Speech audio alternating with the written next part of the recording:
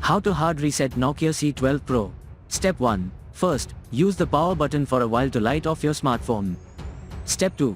Where the phone is switched off, pick the volume down plus power buttons for a while. Step 3. Let go of all buttons when the fast boot mode pops up.